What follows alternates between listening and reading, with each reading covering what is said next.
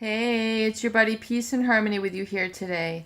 Zooming in on the role of feeling when it comes to healing from narcissistic abuse. Feeling is experienced in the limbic brain. There are several different components of the human brain, and it's very important to understand where these functions are and how they impact our life. So the limbic brain is the feeling brain, it's the emotional brain. It's really, when we think about emotion, it's energy in motion. So it's what gives us our sentiment. It's what gives us our happiness. Our limbic brain creates the emotional sort of concoction, if you will, the neurotransmitters that emanate and create from those centers and then flood our body with those emotional messages and make us feel happy, make us feel awe. Create a feeling of peace within us, giving us a sense of excitement or inspiration. That is the role of the limbic brain. And it works with the combination of neurotransmitters, serotonin, dopamine, and melatonin, along with activating all the adrenal systems, the adrenal glands, the adrenaline that go and impact our whole reaction, as well as action and attitude in life. And the analytic brain is in the neocortex. So that's when we try to separate things, analyze things, siphon things off into categories. That's the analytic brain, the logical brain. So much of healing, though, really has to take place in the limbic brain and in an experience of feeling.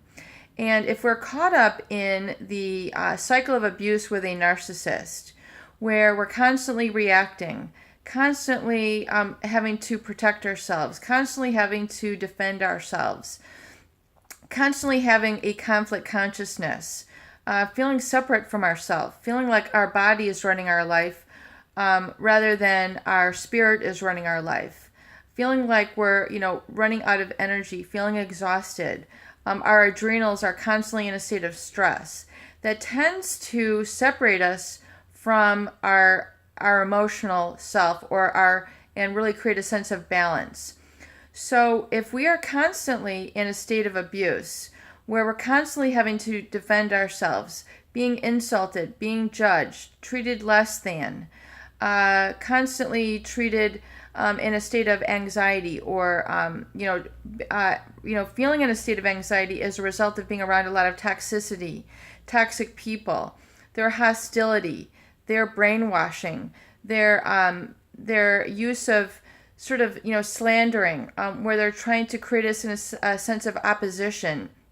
So we're having to be combative to them, in opposing them, which means caught up in their projection or their mirroring their energy, which is toxic, which is pathological, meaning abnormal, and really in a state of pathological lying, where they're trying to bend and manipulate reality so that they can further position themselves and their greed or their status or their haughtiness, and they're not living in humbleness and humility and in alignment with truth. We're constantly in a state of fight or flight, which is meant to be only a temporary state. Fight or flight is when we feel that surge of adrenaline, or for example, if you were to see a bear in the woods, you would get, like you're walking along in the woods and you're just admiring the scenery. You're maybe looking at a placid river that's rippling along, and you smell the fall in the air, and you hear the crunch of the leaves or the sticks, and you feel a breeze against you, and you're really in a state of bliss and harmony and just in love with life, and not really sort of analyzing it. You're just taking it all in. You're receiving it, and you're thinking how wonderful this is. This is a great walk, but all of a sudden you see this bear in front of you on its hind legs, and then you hear a roar, and then you see these huge mammoth claws. You've never seen a creature so large, and you've heard that bears attack people. You're going to go into a state of fight or flight. Your adrenaline is going to go. Your adrenaline is basically going to give you a surge of energy, and it's going to tell you, run, like run for your life, because like you don't have a gun, you don't have anything to defend yourself, And so, but then you've heard, like, you can't just run. So your mind is in a state of chaos. Your mind is in a state of fear. Your mind is in like a self-protection mode. So that is the fight or flight. And when you're living with a narcissist or you're living with an abuser, really you're kind of in that combative mode all the time. And it tends to be chronic. And it separates you really from, living that peaceful life, of being on that walk, of being on that journey and being able to receive. You're no longer able to receive. You're no longer able to, be yourself. You're no longer able to be at one with your senses. You're constantly around that bear. That bear is like, you have to constantly, put out some honey for that bear. You have to constantly, build yourself a metal shack so that the, bear is not able to get in and hurt you.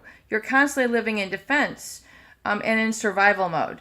So when we talk about really, healing and coming to terms with this narcissist abuse, realize that that those thoughts really need to change first with the experience of feeling within and feeling safe and feeling at one.